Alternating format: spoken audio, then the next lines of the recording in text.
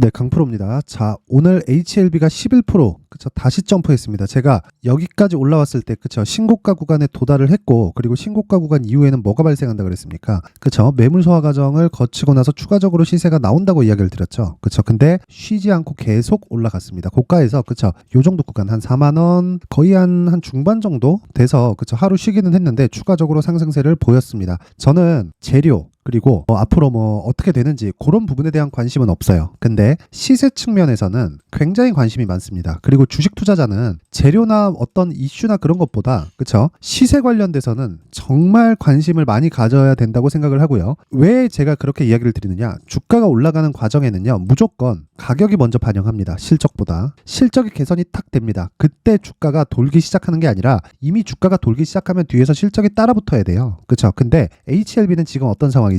적자죠. 적자. 그쵸? 그러면 올라가는 과정에서 이제 실적 확인 안 되니까 급락 나오겠네. 그런 게 아니라 그쵸? 앞으로 실적이 개선될 수 있는 사항이 뭐가 있는지 그 부분에 대해서 집중을 하시라는 겁니다. 뭐가 있습니까? FDA. FDA에서 뭐가 나왔어요? 판매 허가 신청을 이미 5월 달에 마쳤고요. 그리고 나서 지금은 그 고가를 넘어서 그쵸? 먼저 시세가 나오고 있다. 판매 허가 신청이 나오면 어떻게 될까요? 리보세라닙은 경구용 항암제입니다. 그쵸? 주사로 맞는 게 아니라 경구용이에요. 경구용의 장점은 부작용이 적다. 그쵸? 근데 치료에 대한 부분도 조금 약할 수 있다. 그런 부분이 있죠. 근데 생각해 보세요. 리보세라닙이 조금 범용적으로 사용을 할 수 있고, 표적 항암제 중에 먹는 약, 그쵸? 이 주사제가 아니라 먹는 약으로는 굉장히 조금 좋은 효과를 지금까지 냈고, 그리고 무엇보다 중국 임상 중에 완치 환자가 발생을 했단 말이에요. 물론 그게 오래된 일입니다. 그리고 거기에서 주목을 받아서 주가가 계속된 기대감으로 지금까지 살아있는 겁니다. 그쵸? 그리고 무엇보다 HLB는 진양곤 회장이 이끌고 있죠. 그리고 이 진양곤 회장이 선수 중에 선수입니다. 그쵸? 돈을 끌어오는 데 선수예요. 그래서 제가 이야기를 드리는 거예요. 이거 보세요. 이런 상황에서 어떻게 만들고 있나요? 그쵸? 계속 회사를 운영을 하고 있고, 그리고 FDA에 판매 허가 신청까지 넣었습니다. 자, 그 뚝심을 무시하지 말자. 하지만 이제는 그쵸? 판매 허가 신청보다 뭐가 더 빨리 나와요? 주가 상승이 더 빨리 나올 수밖에 없다. 왜? 가격이 먼저 반영하니까. 그럼 지금 집중해야 될 건 뭡니까? 가격. 얼마에 잡을지. 그쵸? 내가 보유하고 있다면 그 물량 그냥 그대로 그냥 보유하시면 되고, 하락 구간이 이제 발생을 할 겁니다. 근데 그 하락 구간에 내가 얼마를 잡아야 되는지 그 내용이 정말 중요하다는 거예요. 그쵸? 그 부분에 집중을 하시고, 제가 항암제에 대해서 간단하게 이야기를 드릴게요. 1세대 화학 항암제가 있고요. 2세대 표적 항암제가 있습니다. 그리고 3세대가 면역 항암제예요. 면역. 자, 면역 항암제는 지금 키트루다예요. 키트루다. 이게 머크사에서 만든 거죠. 그쵸? 근데 이 3세대 항암제, 면역 항암제는 뭘 했냐면 자가 면역을 높여서 암세포를 죽이는 겁니다. 근데 표적 항암제는 암세포만 딱 타겟해서 그쵸? 그렇게 죽이는 거예요. 화학 항암제는 전체 세포를 다 죽이는 겁니다. 자, 그럼 우리가 여기서 생각해야 될 게 뭘까요? 화학 항암제는 나온 지도 오래됐고 부작용도 큽니다. 표적 항암제는 화학 항암제보다 낫지만 그쵸? 계속된 발전이 지금까지도 나와지고 있어요. 그쵸? 부작용이 적기 때문에. 근데 면역 항암제는 아직까지는 사용하기가 어렵습니다. 개발에 대한 문제도 있지만 돈이 너무 비싸요. 그래서 사용하기가 어렵기 때문에 요건 일단 법령적이지 않지만 표적 항암제 중에 먹는 약이라면 어떻게 될까요? 굉장히 저렴한 가격에 이용할 수 있게 됩니다. 즉 범용성이 엄청 뛰어나다. 그게 리보세라닙의 장점이에요. 그리고 리보세라닙은 원래 위암 치료제로 개발이 됐기 때문에 범용성도 이미 인정이 된 겁니다. 단지 FDA의 판매 신청을 그쵸? 어떻게 통과를 하는지. 근데 주가가 올라가고 있기 때문에 어떤 상황입니까? 판매 허가 신청 그냥 되고 있구나. 우리가 정보를 선점할 수 없어요. 그 누구도 정보를 선점할 수 없습니다. 그런데 주가는요, 불특정 다수의 선택으로 인해서 올라가는 것이기 때문에 주가를 보면 미래를 알 수 있다. 하지만 우리가 싸게 살라고만 하지 말자. 그 부분만 딱 지켜주면 정확하게 맥점을 잡을 수 있습니다. 그렇죠? 저도 조정 구간에 정확히 매수 구간을 잡을 거고요. 그렇죠? 그리고 매수 구간을 잡았을 때는 다시 말씀드리지만 2주 안에 수익 전환을 시켜야 되고, 그 시켰을 때는 3개월까지 연결되었을 때 정말 100%, 200%씩 갈 수 있는 종목이 HLB입니다. 자, 보유하신 분들 스트레스 많으실 거예요. 근데 이제는 걱정 안 하셔도 된다. 하지만 얼마에 내가 추가적으로 물량을 담을지, 그리고 내가 어느 정도 선에서 그쵸? 신규를 잡아야 될지 이 구간에 대해서 제가 이야기를 드릴 텐데, 그 이야기를 드리기 전에 제가 소통방에 대해서 안내를 드리겠습니다. 일단 소통방에서는요, 무료로 진행을 하고요. 무조건 신고가 매매만을 진행을 합니다. 그리고 다시 말씀드리지만 신고가 매매는요, 주식시장에서 주도주를 잡는 유일한 방법입니다. 어떤 패턴에 의해서 주가가 올라간다? 오케이, 뭐 좋아요. 그럴 수도 있겠죠. 근데 이게 유지되진 않아요. 근데 신고가는 어쩔 수 없이 올라가면서 뭐가 나옵니까? 매물대를 맞고 그 매물 소화 과정을 거치고 나서 올라가야 되기 때문에 주도주는 많이 올라가는 거죠. 그 많이 올라가는 종목들은 어쩔 수 없이 신고가를 거쳐가야 돼요. 그래서 내가 신고가 구간, 바닥을 잡는 게 아니라 신고가 구간을 적절히 활용했을 때 정말 매매의 맥점을 잡을 수 있다. 자, 그래서 그 맥점을 잡았을 때 어떤 식으로 진행할 수 있느냐? 자, 12월 19일 오늘자입니다. 어보브 반도체, 두산 로보틱스. 그쵸? 어떻게 됐을까요? 어보브 반도체. 정확히 신고가를 달성을 하고, 그쵸? 갭을 만들면서 오늘 상한가 마감. 그쵸? 오늘 시가. 그쵸? 8시 53분에 공략이 들어갔기 때문에 뭐가 됐다는 겁니까? 하루에 20% 가까운 수익 실현에 성공을 했다. 근데 상한가니까 팔 필요 있나요? 그쵸? 여기서 들어가는 모든 종목은 스윙급으로 보시면 되는 겁니다. 뭐 두산 로보틱스도 장중에 강세를 보였지만 뭐 여러 가지 종목들을 계속해서 매매를 하고 있습니다. 그리고 어저께 같은 경우에도 신고가 종목인데 LS 머트리얼즈, 그쵸? 어제 상한가, 오늘도 13% 상승 마감. 이틀 동안 거의 한 40% 가까운 수익 구간에 들어왔고요. 시노펙스 역시 수익 구간에 들어온 종목이고, 쭉 올려서 보면 에코프로 머트리얼즈 같은 경우가 정말 크게 대박이 난 거죠. 물론 다른 종목들도 많이 올라가지만 12월 14일 지난주 목요일입니다. 에코프로 머트리얼즈 8시 55분이죠. 그쵸? 근데 어떻게 됐습니까? 자, 내용 한번 보세요. 자, 12월 14일 그리고 여기 12월 15일. 자, 어떻게 됐습니까? 20% 상승. 그리고 어저께 장중 상한가 26% 마감. 오늘 하락. 그쵸? 이틀 동안 합쳐서 50% 이상의 수익 구간에 들어왔다. 이렇게 할 수 있는 이유는 신고가 그리고 돌파 구간에 대한 이해가 필요하다. 자, 매매하는 과정에서요, 진짜 어려운 환경에 많이 빠질 겁니다. 근데 그 어려운 환경을 모두 다 돌릴 수 있는 한 가지 방법은 내가 신고가 매매를 하는 것 말고는 없습니다. 주식시장에서 신고가만큼 정확한 시그널은 없고요.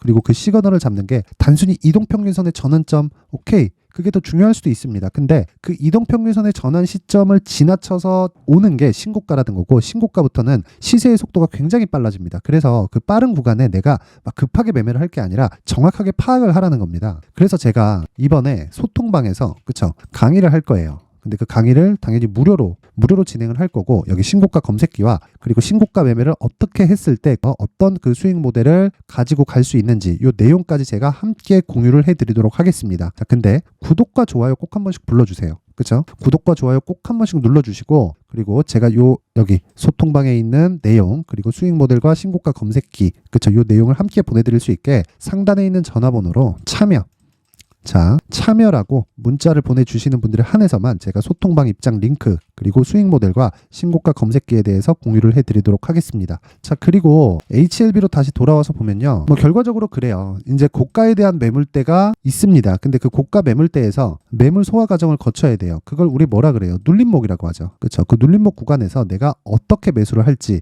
그리고 어떤 구조로 매매를 이어갈지는 다시 말씀드리지만, 그렇죠? 가격대로 잡고 내가 2주 안에 쇼부를 봐야 됩니다. 그러면 내가 얼마에 잡는지를 중요하겠죠. 그리고 나서 2주 안에 내가 수익 전환할 수 있는 구간이 어딘지 그 내용을 체크를 하는 거예요. 자, 그래서 제가 HLB의 가격 그리고 단기 보유 전략을 준비를 해왔습니다. 이 내용까지 제가 영상에서 이야기를 드리면 내용이 너무 길어지고 좀 편집이 좀 힘들어집니다. 그래서 제가 이 내용을 이렇게 여기 20페이지에 걸쳐서 준비를 해왔고요. 이것도 무료로 공개를 하지만 구독과 좋아요, 그렇죠? 구독과 좋아요 꼭 한 번씩 부탁드리고, 상단에 있는 전화번호로 숫자 3, 자, 숫자 3이라고 문자를 보내주시는 분들에 한해서만 제가 HLB의 가격 그리고 단기 보유 전략을 공유해 드리도록 하겠습니다. 자, 지금까지 항상 이 신고가를 계속 강조를 해왔는데, 그쵸? HLB도 이제 신고가 종목이 됐습니다. 걱정하지 마시고, 보유하신 분들은 그동안에 스트레스 많이 받으셨을 텐데 이제 시세를 시작할 거예요. 정말 축하드리고, 대신에 물량을 늘리는 과정에서는 철저하게 제가 준비해 놓은 이 가격과 단기 보유 전략을 철저하게 따라서 하자. 그쵸? 이 부분 꼭 기억하셨으면 좋겠고요. 그리고 제가 신고가를 계속 강조를 했으니까 이해를 시켜드려야겠죠. 제가 연말 그리고 연초에 어떤 그 주도주 그리고 신고가 종목을 공략을 해야 되는지를 제가 그 내용을 준비를 했으니까요. 영상 끝까지 시청하셔서 모든 분들이 성공 투자하셨으면 좋겠고요. HLB 주주 여러분들 크게 올라갈 겁니다. 정말 축하드립니다. 네, 올 한 해를 뒤돌아보니까 구간별로 큰 수익이 나왔었던 종목들이 꽤 많이 보입니다. 1월 달에는 AI 관련주들이 있었고요. 그리고 2월 달부터는 2차 전지가 계속해서 강세를 보였죠. 자, 그리고 나서 3월 달이 되니까 AI 반도체 관련주들이 신고가를 만들면서 5월 달부터 시세를 큰 폭으로 냈죠. 저가부터 따진다면 한미 반도체와 같은 종목들도 올 한 해 6배 정도의 시세가 나왔습니다. 혹시라도 올해 수익을 보지 못하신 분들이 있다면요. 어떻게 시세가 움직이는지 반드시 익혀 놓으셔야 되고요. 만약에 그런 부분이 아직 준비가 되어 있지 않다면 어중간한 종목들 사고팔고 하지 마시고요. 딱 한 종목에 비중을 제대로 넣어서 확실하게 수익을 보는 방법이 필요합니다. 자, 그래서 제가 23년 12월 달 강프로의 대시세 종목을 준비를 해왔고요. 이 종목은 대기업을 상대로 안정적인 매출 구조를 갖추고 있는 데다가 이 규모가 40%를 넘나들고요. 호황기 때는 50%를 넘나드는 역대급인 이익 구조를 갖추고 있어서 대체 불가능한 기업이라고 보셔야 됩니다. 자, 지금 현재 주요 거래처는요. 삼성전자, 인텔, 하이닉스, TSMC, 엔비디아까지 모든 반도체 업체를 고객사로 확보하고 있는 상황이고요. 이 재무제표 상황을 보면요. 이익률 자체가 넘사벽인 걸 알 수 있습니다. 넘을 수 없다는 거겠죠. 첫 번째 급등 포인트를 보면요. 앞서서 보여드렸었던 실적은요. 23년도 개화 시기에 접어들었었던 AI 반도체 실적이 포함되지 않은 실적입니다. 자, 그런데 올 한 해 개화 시기에 접어들었었던 새로운 반도체의 실적치가 더해지면요. 질적인 성장보다 양적인 증가가 함께 이루어지게 되고요. 그런 부분을 한미반도체가 이미 시세로 보여줬죠. 저가부터 6배 강세를 보인 상황이 있습니다. 강프로의 무료 소통방이죠. 어떻게 매매를 했느냐. 5월 25일 날 그쵸? ISC를 49,800원에 매수를 했고요. 자, 그리고 나서 2달도 되지 않아서 한 100% 정도의 수익을 만들어냈습니다. 자, 근데 6월 2일 날 내용 한번 확인해 보시면 자, 한미반도체 26,000원까지 올려서 잡겠다는 내용이 있죠. ISC와 함께 새로운 반도체 관련 종목입니다. 이때 당시 가격이 25,650원이었는데 그냥 올려서 잡으라는 거겠죠. 지금 현재 한미반도체 가격이 62,000원인 걸 본다면요. 항상 주가는요. 신고가 이후에 공략하는 것이 좋고 그랬을 때 단기간에 100% 수익이 가능한 구조를 만들 수 있습니다. ISC도 그렇고 한미반도체도 마찬가지예요. 당연히 에코프로도 마찬가지입니다. 두 번째 급등 포인트를 보면요. 자, 개인용 PC를 비롯해서 서버, 클라우드, 그리고 우리가 사용하는 스마트폰까지 기본적인 PC 구조와 동일하고요. 새로운 반도체의 구조도 동일한 구조를 갖추고 있습니다. 자, 근데 한미 반도체의 상승 이유도요. 이러한 구조가 동일하게 진행되기 때문이고 이 구조는 절대로 바뀔 수가 없습니다. 11월 달에 새로운 뉴스가 나왔습니다. 자, 온 디바이스까지 더해지면 비메모리의 사용처는 계속해서 증가할 것은 너무 당연한 이야기고요. 그런 부분을 감안했을 때 이 기업은요. 질적인 부분에 대한 성장이 아니라 양적인 증가까지 이룰 수 있는 상황이 된 겁니다. 한미반도체의 시세를 보면 아직은 굉장히 저렴한 상태를 유지하고 있고요. 세 번째 상황을 보면요. 엔비디아의 실적인데요. 이건 올해 초 대비해서 4배 정도의 상승폭이 나왔고요. 주가도 그 정도가 당연히 올랐죠. 주식 투자를 할 때는 예상하는 게 아니라 확정치를 보고 매매를 해서 수익을 낼 수 있어야 됩니다. 앞서서 제가 보여드렸었던 내용인 자, ISC도 그렇고요. 한미반도체도 그렇고 확정된 내용이 있었죠. AI에 대한 개화 시기에 맞춰서 삼성전자와 SK 하이닉스가 강세를 보이는 구간이 있었고요. 엔비디아가 강세를 보였습니다. 자, 삼성전자도 그렇고 하이닉스도 그렇고 엔비디아도 마찬가지고요. 생각해 보시면 세력들이 어찌할 수 없는 정도의 사이즈를 가지고 있는 그런 종목들이죠. 그렇기 때문에 제가 계속해서 이야기를 드리는 겁니다. 확인하는 데는 확정치가 필요하다고요. 엔비디아 실적만큼 확실한 재료가 있을까요? 엔비디아의 실적의 증가세는요. 앞으로 다가올 AI 반도체의 수요 증가가 있을 수밖에 없다는 거고 그리고 그에 맞춰서 단가는 폭증하고 있는 상황인 게 엔비디아의 실적을 보면 알 수 있고요. 그리고 삼성전자와 SK 하이닉스로 연결이 되고요. 그래서 한미반도체가 올라온 그런 상황입니다. 한미반도체만큼 추가적으로 상승할 수 있는 종목이 있다는 게 하이닉스를 포함해서 삼성전자의 시세 그리고 엔비디아의 실적을 보면 알 수 있고요. 그래서 준비한 4분기 대시세 종목, 내년 초까지 강세를 보일 수 있는 종목을 준비를 해왔습니다. 어렵게 생각하지 마시고요. 기본적으로 신고가 구간에 있는 종목이기 때문에 하락에 대한 저항성은 충분히 갖춰져 있는 종목이고 이미 시세가 시작이 됐습니다. 자, 무엇보다 중요한 건 얼마에 사는 걸 텐데 제가 그런 부분까지 상세하게 준비를 해놨으니까 영상 상단에 있는 전화번호로 대시세라고 문자를 보내주시는 분들에 한해서만 무료로 공개를 하도록 하겠습니다. 매매하는 과정에서 수익이 잘 안 난다 하시는 분들은 이 종목 딱 받아가서 큰 수익 내셨으면 좋겠습니다.